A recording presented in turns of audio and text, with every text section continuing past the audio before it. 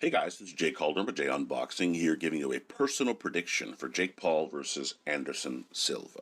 And yes, this is an interesting one, but it is just my pick. Your prediction on this one can be left down in the comments section below, especially about a fight like this. Would love to hear them all, as I'm sure they're going to be all over the place. So make sure to drop those down in the comments section below. A little bit of fight info here. We have Paul versus Silva, as mentioned, taking place at the GILA River Arena in Glendale, Arizona, airing on Showtime pay-per-view, because of course it is. Why wouldn't it be? And it's taking place in the Cruiserweight division. So here we are, another Jake Paul fight. Fun times, though this one is a bit different to some degree. While I might have thought he was going to lose, he being Paul, in the past, and while millions might have hoped to see it, of course, on a loop, on GIFs, all day, every day, this feels like the first time he really could legit be in over his head. While Anderson Silva is no spring chicken at 47 years of age, he is a legit striker. Good enough to handle a naturally bigger and younger man in boxing? Hard to say, which always makes these sort of things a lot more intriguing to begin with. But certainly he is a threat even at that age, simply because of his wealth of knowledge in combat sports. So with that, let's try to break this silly one down and get into it. Now for Paul to win, I think you want to make sure, don't back up all night. Don't let Silva bamboozle you. Don't let him trick you up with all his movement and his hands shuffling and the head moving and the taunting. Silva may look to walk you down after a few rounds of confusing you if you allow it. That can't happen all night. First of all, it's going to slow your stamina down, and you have shown to have stamina issues in the past to begin with, so you don't want to sort of lend yourself to that, because backing up will take up more energy. Also takes away your biggest asset, which is power. You need to be able to walk into that kind of power to really have its best effect, and that's what you need to do sometimes. You need to step forward, push Silva back. Don't be reckless, of course, but make sure he's using his older legs too, so that at the very least you're kind of going tit for tat in that way, and you can kind of keep up in this encounter.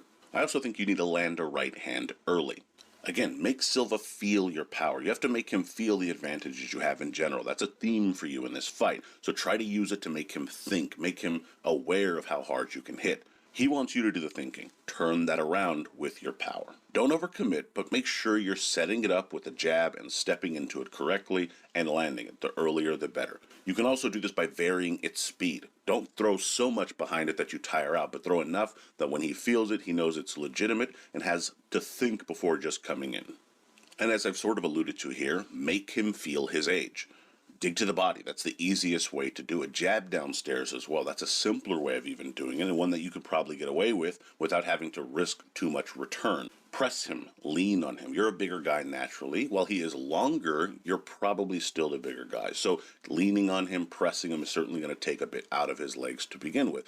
And of course you can try to force the pace a bit more without having to really throw by doing so, because it just makes it a more of a wear and tear fight, which I think can lead to some of your better results if you're able to do that earlier and then start going a bit more later on with some of those harder shots. Now for Silva to win, I think you want to walk him into the shots.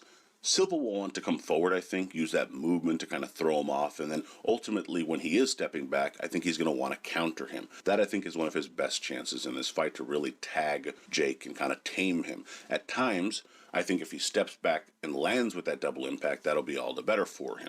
You can also kind of bamboozle him, as I mentioned in sort of Paul's clues there, by kind of getting him to feel overconfident by trying to land his shots when he's coming forward, and that of course allows for those counters to really come into play. Using simple movement instead of only moving back or throwing so much to tame him will also preserve some of your energy as well, by simply moving to the sides or leaning up against the ropes. It's not always the best thing for some fighters, but Silva does pretty well off the ropes, and it's something I think he can utilize in this particular encounter.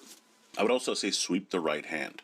I assume Silva is going to fight a majority of this fight southpaw. Why wouldn't he? It's going to help confuse Paul and kind of give him an odd look that he might not be used to, but it's also a stance that I think Silva fights pretty well in. Front right hand can be a big weapon if you do so. If you do fight as a southpaw, sweep it around the guard to score. You can have those longer arms to do it, so make sure that you're using them. Then, of course, you're using it to set up that left hand down the middle, which you have a pretty decent one as well. You've always been a good striker, especially in, MMA, of course. So certainly a shot you need to look to implement, as I think it will lead to a lot of success for you in this fight. And finally, I would say keep your hands busy on the inside. That goes for offense and defense, to be perfectly honest with you. Paul has power and some speed, but that's about it in terms of any kind of real advantages over you. If you have any life, you win the other category. So don't give him freebies by keeping your hands low or by keeping them inactive and giving him shots to land. At the same time, on the inside, don't let him wear you down by just holding. Throw some shots, use those hands to jockey for position, kind of push the wrists out of the way, use all those kind of old man tricks to your advantage. And of course, dig to the body. Take some of that power away and tire him out, which again, he has shown to be prone to do anyway. Encourage it by kind of digging to the body when on the inside. Now, while this might be a toss-up, I'm leaning towards Anderson Silva. Paul has proved me wrong before, and that's totally fine, but this seems like a bit too much of a bite for him. If Silva isn't completely aged and shot overnight, even at 47, which is a crazy thing to say, which is the only thing that really worries my pick, he should have just enough let to defeat Paul. Silva will be mindful of that right hand, so he'll use movement to befuddle Paul and score with rangy shots more than even is usually the case. But I think it's a lot more to do with not just the physicality, but the mental components to the fight that will begin to tire Paul out in those middle rounds as Silva is doing this.